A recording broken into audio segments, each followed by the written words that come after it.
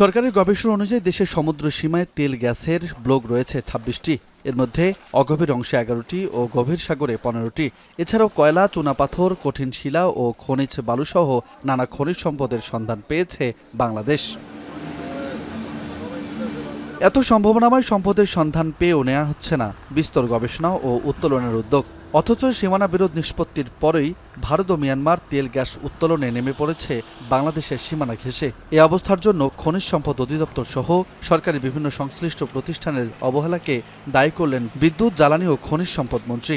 আমার কাছে কেমন মনে হয় যে এই বিভাগটা আমাদের শক্ত হাতে ধরা দরকার। এটা একটা রিসার্চ ওরিয়েন্টেড মিনিস্ট্রি।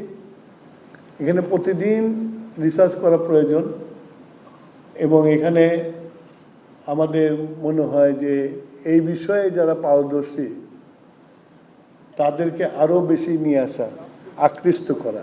শনিবার ভূতাত্ত্বিক জরিপ অধিদপ্তরে জাতীয় সেমিনারে মন্ত্রীর এমন বক্তব্যের জবাবে দপ্তরটির মহাপরিচালক বলেন, গবেষণার জন্য পর্যাপ্ত অর্থ বরাদ্দ পান না তারা।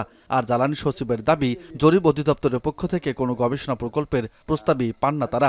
স্যালারি বড় কিন্তু ফোকাস না, কাজ করে না, ডেডিকেশন নাই। এইটা হলো আমাদের সবচেয়ে বড় সমস্যা।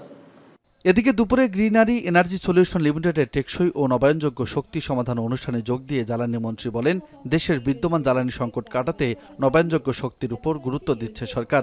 এরই মধ্যে আগামীতে ১০,০০০ মেগাওয়াট নবায়নযোগ্য জ্বালানি উৎপাদনের পরিকল্পনা হাতে নেওয়া হয়েছে। আমরা চিন্তা করেছি যে বাংলাদেশের ঢাকা শহরে যত রুফটপ আছে আমরা প্রাইভেটকে ইনভাইট করব, তো প্রত্যেকটা রুফটপে আপনারা সোলার লাগিয়ে দেন। বাংলাদেশে সোলার এগিয়ে যাবে। আমরা 10,000 মেগাওয়াট আমরা এম করেছি। I hope and I believe that we can achieve at least 5,000। গত ২ মাসে জ্বালানি আমদানির ব্যয় দেশের অর্থনীতির উপর চাপ সৃষ্টি করেছে জানিয়ে মন্ত্রী বলেন, বিদেশি বিনিয়োগকারীদের আকৃষ্ট করতে একটি দীর্ঘমেয়াদী ও সমন্বিত জ্বালানি পরিকল্পনা প্রণয়ন করবে সরকার। রাজু আহমেদ, এখন, ঢাকা।